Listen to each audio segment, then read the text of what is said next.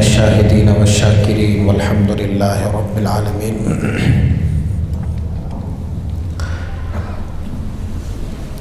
سامعین احتشام،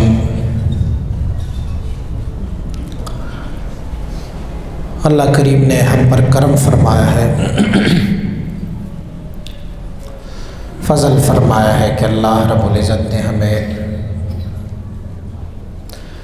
سلسلہ عالیہ مبارکہ نقش بندیہ سے وابستہ رہنے کی توفیق عنایت فرمائی ہے۔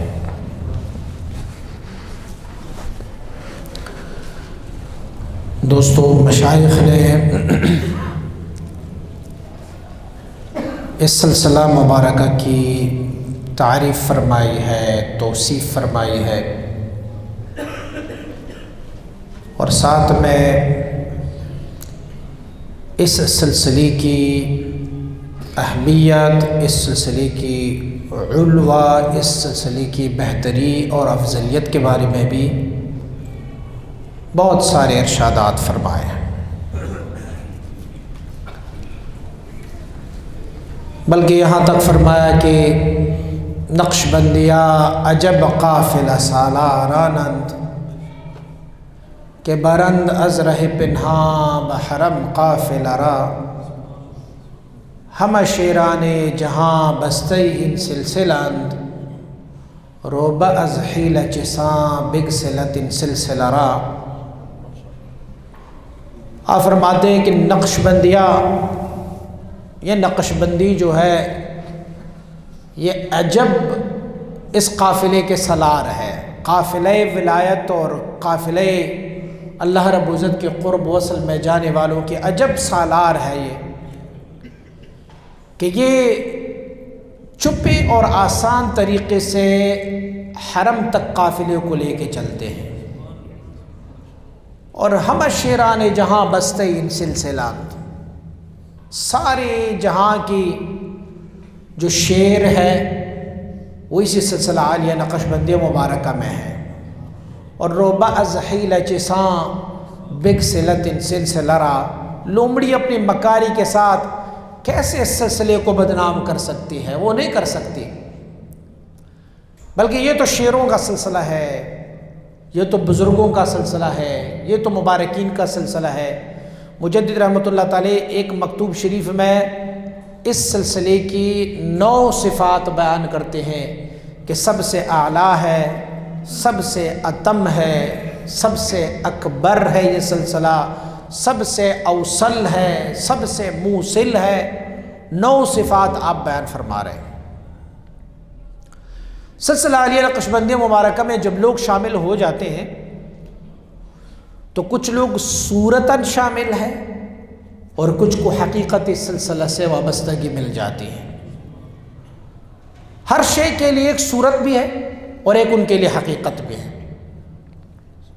جن لوگوں پر اللہ کریم کا فضل و کرم ہو جائے اور اس سلسلے میں حقیقتاً وابستہ ہو جائے تو اللہ کریم اسے حیات لطائف کی دولت سے بہرمند فرماتا ہے، اور اللہ رب العزت اسے اپنے وصل و قرب کے جو طریقے ہیں، جو منازل ہے، اللہ رب العزت ان کے لیے آسان فرما دیتے ہیں۔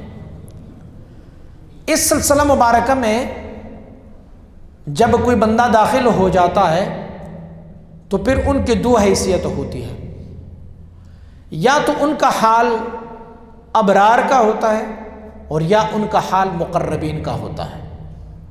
مجدد رحمۃ اللہ تعالی فرماتے ہیں کہ اللہ کریم کے فضل و کرم سے سلسلہ عالیہ نقش بندیہ میں جتنے لوگ داخل ہو جاتے ہیں ان کو وہ شیخ کامل مکمل مقربین کے راستے پر ڈال لیتا ہے، اور وہ رستہ ان کی شامل حال کر دیتے ہیں جو اللہ کی مقرب بندوں کا رستہ ہے۔ پھر اس سلسلے پر ان میں آسانیاں مل جاتی ہے، اور جو دوسرے ابرار سالوں میں جو منازل طے کر سکتے ہیں وہ مقربین کے رستے پر ڈالا ہوا شخص منٹوں اور سیکنڈوں میں اسے طے کر دیتا ہے۔ پھر آپ مبارک اپنے ایک مکتوب شریف میں مقربین اور ان کے ساتھ ابرار کا ایک کیفیت بھی ذکر فرماتے ہیں۔ فرماتے ہیں ایک حدیث شریف ہے، اور حدیث شریف میں یہ ہے، یہ حدیث قدسی ہے کہ اللہ رب العزت ارشاد فرماتے ہیں الا طال شوق الابرار الی لقائی، فرماتے ہیں اللہ رب العزت نے فرمایا کہ ابرار کی شوق میری لقاء، مجھ سے ملاقی ہونے کے لیے بہت طویل ہو گیا، بہت کوشش کرتے ہیں، ان کا شوق و ذوق، ابرار کا شوق و ذوق بہت زیادہ ہوتا ہے مجھ سے لقاء کے لیے، مجھ سے وصل ہونے کے لیے بہت زیادہ ان کا ذوق و شوق ہو جاتا ہے۔ اب حدیث قدسی تو علماء ظواہر نے سنی، دوسرے لوگوں نے سنی، تو انہوں نے اپنی اپنی توجیحات بیان کی، اپنی اپنی ترجیحات بیان کی کہ ابرار کا مرتبہ تو بہت بڑا ہے، اسی لیے کہ ان کو بڑا شوق ہے اللہ رب العزت کی لقاء کی، اللہ کی وصل کی، بہت زیادہ ان کو ذوق و شوق ہے۔ لیکن مجدد چونکہ مجدد ہے، وہ اس حدیث قدسی سے کچھ اور اخذ کر رہے ہیں، اور ان کے اخذ کا طریقہ یہ ہے کہ آپ مبارک فرماتے ہیں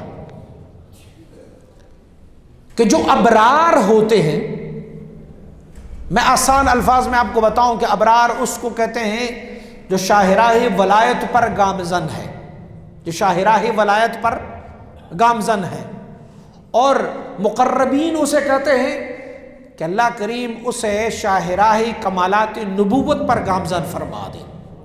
بس دونوں کے درمیان شتان ما بینہما، دونوں کے درمیان بہت بڑا فرق ہے۔ ایک میں آپ کو ابرار کی بات بتاؤں، اگر شاہراہ ولایت پہ ڈالانا تو پھر کیسے ڈل جائے گا؟ آپ سمجھ رہے ہیں ہمیں اللہ رب العزت کا فیض مل رہا ہے لطیف قلب میں، لیکن یہ پتہ نہیں ہوگا آپ کو کہ اللہ رب العزت کی یہ جو فیض تمہیں مل رہا ہے، انوار و تجلیات تجھے مل رہے ہیں، یہ کون سے مرتبے میں جا کے تجھے مل رہے ہیں؟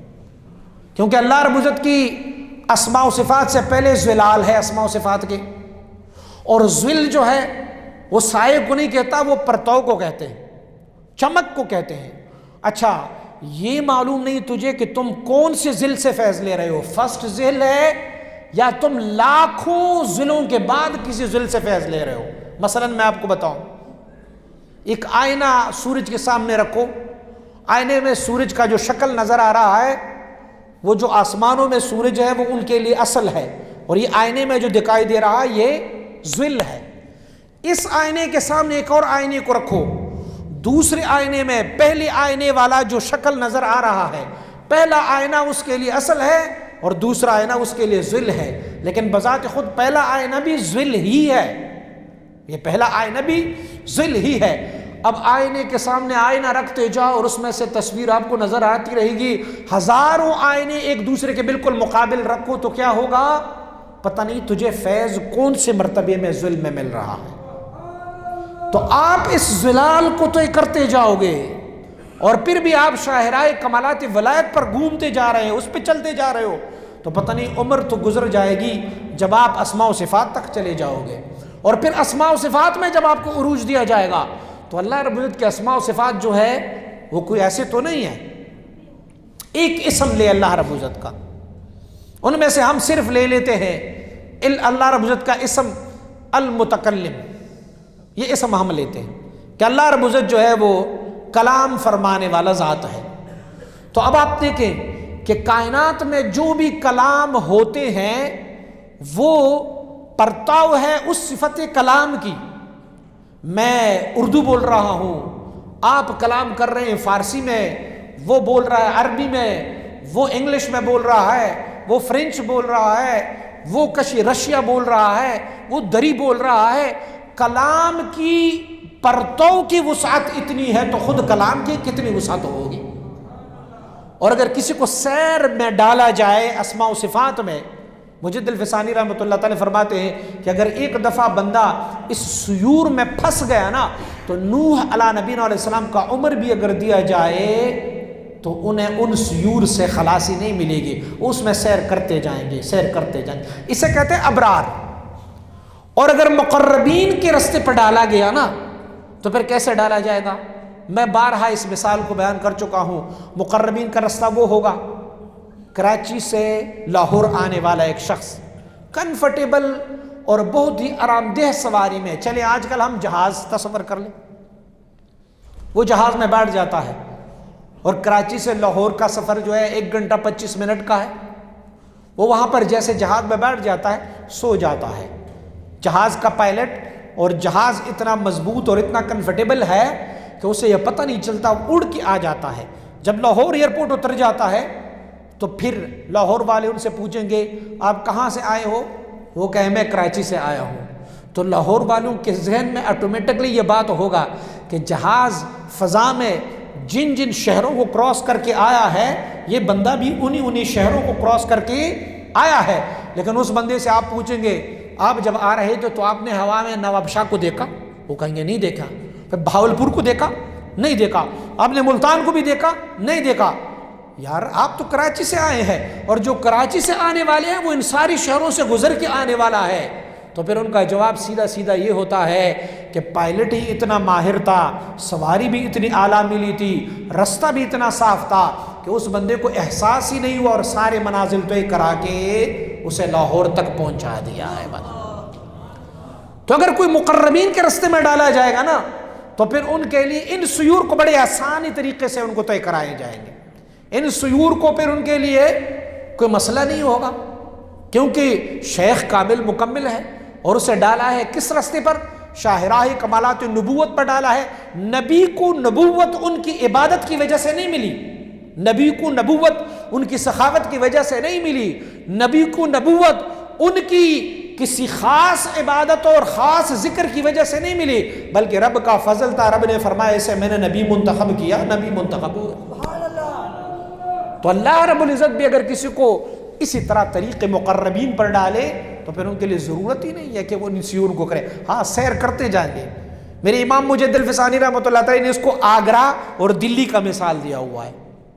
آپ فرماتے آگرے سے چلا ہوا ایک بندہ بہت ہی اچھی ایک ہودج میں بیٹھا ہو، اونٹ بڑا آرام دہ اونٹ ہو، سواری بڑی آرام دہ ہو، اسے بٹھائیں اور وہ جب دلی پہنچ جائے تو دلی والے ان کے استقبال کے لیے کھڑے ہوں گے، پوچھیں گے کہاں سے آیا؟ کہ آگرہ سے. وہ کہیں گے آگرہ سے دلی کے درمیان اتنے شہر آتے ہیں. ان سے پوچھا جاتا ہے کیا تم نے ان شہروں کو دیکھا ہے؟ وہ کہیں گے مجھے تو خبر ہی نہیں، میں تو سوتا ہوا آ رہا ہوں. کہا ٹھیک ہے، لیکن سارے شہروں کا ان کو سیر کرایا بھی گیا ہے اور اسے احساس تک بھی نہیں دلایا گیا. تو مجدد رحمۃ اللہ تعالی فرماتے ہیں کہ اللہ رب العزت نے فرمایا کہ ابرار کی شوق بہت طویل ہو گئی، بڑی تڑپ ان کو مل گئی ہے. مجدد رحمۃ اللہ تعالی فرماتے اس میں ابرار کی فضیلت نہیں ہے، بلکہ اللہ کریم ہمیں یہ سمجھا رہا ہے کہ جو مبتدی ہوتے ہیں ان کو شوق زیادہ ہوتا ہے، اور جب منتہی ہو جاتا ہے تو پھر اس کو وہ تڑپ اور ذوق اور شوق ہوتا ہے کہ کاش ہمارے پاس وہ پہلے والا شوق موجود ہوتا. آپ سالکین نے بھی یہ تجربہ کیا ہوگا، جب آپ لوگ پہلے اپنے شیخ سے بیعت ہو گئے ہوں گے نا تو کتنی گرمی تجھے محسوس ہو رہی تھی، کیسے تڑپتا یار، وہ کوئی ایک محفل کو بھی نہیں چھوڑتا میں مرشد کا دیدار کر لوں. کیسے آپ اپنے لطیفے کی طرف متوجہ ہو جاتے، کتنا ذوق ہوتا، کیسے شوق ہوتا. اور جتنا آپ کے مراتب قرب بڑھتے گئے آپ کا وہ ذوق اور شوق جو ہے وہ نہیں رہا. اس کا مطلب یہ نہیں ہے کہ آپ کا ذوق ختم ہوا تو آپ کا تصوف و سلوک ختم ہوا، نہیں، ایسے نہیں ہو سکتا. بلکہ ہوتا یہ ہے، حضرت سیدنا ابی بکر صدیق رضی اللہ تعالیٰ عنہ آپ مبارک ایک حافظ قرآن دوران نماز تلاوت کر رہے تھے اور پھوٹ پھوٹ کے رونے لگے تھے. تو سیدنا ابو بکر صدیق رضی اللہ تعالیٰ عنہ جب وہاں سے گزرے تو آپ نے فرمایا ایسے ہی ابتدا میں ہماری بھی حالت تھی، لیکن اب ہماری دل سخت ہو گئے. لفظ آپ نے یہ فرمایا ہمارے دل اب سخت ہو گئے، ہمیں اس طرح کا رونا نہیں آتا. تو مجدد رحمۃ اللہ تعالی فرماتے سیدنا ابو بکر صدیق رضی اللہ تعالیٰ عنہ کے قول کا مطلب آپ نہیں سمجھ رہے. ان کے قول کا مطلب یہ ہے کہ وہ لوگ جو کبھی کبھار یا پہلے بار محبوب کا چہرہ دیکھ لیتا ہے تو اس سے زیادہ شوق و ذوق ہو جاتا ہے، اور جب بار بار محبوب کا چہرہ دیکھے تو پہلے والا شوق نہیں ہوتا. لیلا اور مجنون کا واقعہ بتاؤں. کہتے ہیں حضرت امام عبد الوہاب شعرانی رحمۃ اللہ تعالی نے لکھا ہوا ہے، آپ مبارک فرماتے ہیں انوار قدسیوں میں پورا ایک چیپٹر لکھا ہوا ہے باب المحبہ. تو اس باب المحبہ میں آپ لکھتے ہیں کہ ایک دن کسی بندے نے مجنون کو دیکھا کہ وہ سارا میں بیٹھا ہوا ہے، ان کے پاس لوہے کا ایک ہتھوڑا ہے، اس کے ساتھ اپنے سینے کو کوٹ رہا ہے. اور رو رہا ہے، چیخ رہا ہے، اور لیلا لیلا کی آوازیں لگا رہے ہیں۔ تو بندے کو بڑا ترس آیا کہ چلو میں بھی سفارش کر کے دیتا ہوں۔ گئے لیلا کی والد کے پاس، تو ان کو کہا وہ مجنون بیچارہ وہ مر جائے گا، خیر ہے ایک دفعہ لیلا ان کے پاس چلی جائے، کوئی مسئلہ تو نہیں۔ اجازت مل گئی تو لیلا وہاں پر گئی، دیکھا مجنون بے ہوشی کے عالم میں ہے، بس آنکھیں کھول لیتے ہیں، پھر سے اپنے سینے کو کوٹتے ہیں اور کہتے ہیں کہ بس لیلا لیلا۔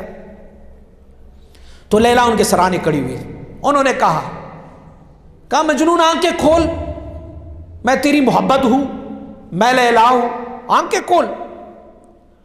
تو مجنون نے جو جملہ کہا نا وہ اس مکتوب کے برابر ہے، مقابل ہے۔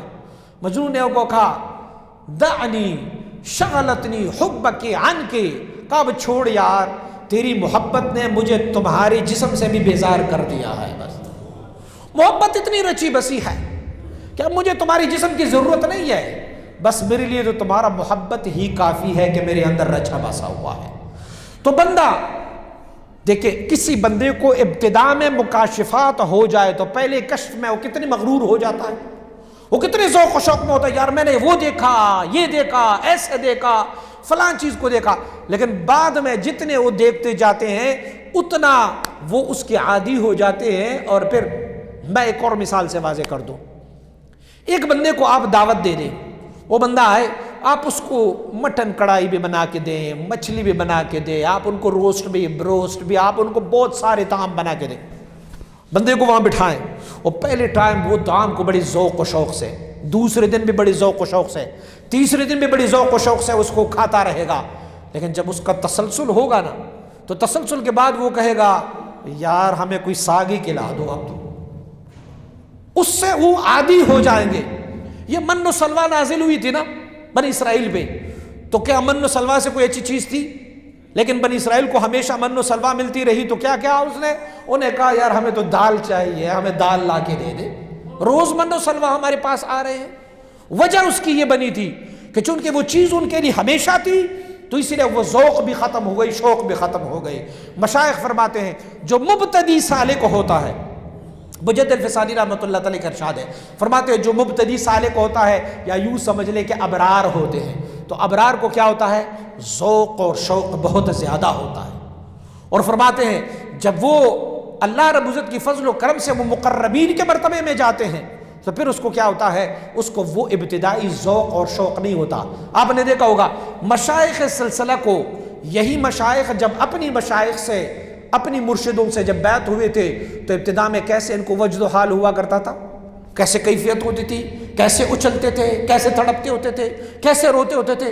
لیکن اس کے بعد آہستہ آہستہ جب وہ خود مسند مشیخیت پر بیٹھے، تو ان کو الا ماشاء اللہ اگر کوئی وجد کی کیفیت ہو جائے، لیکن وہی شخص اگر دوسرے کو توجہ کر لیتا ہے تو اس کو وجد و کیف کا حال آ جاتا ہے، کیونکہ وہ اب یہ نیا ہے، اور یہ ان انوار و تجلیات کے عادی ہو گئے ہیں۔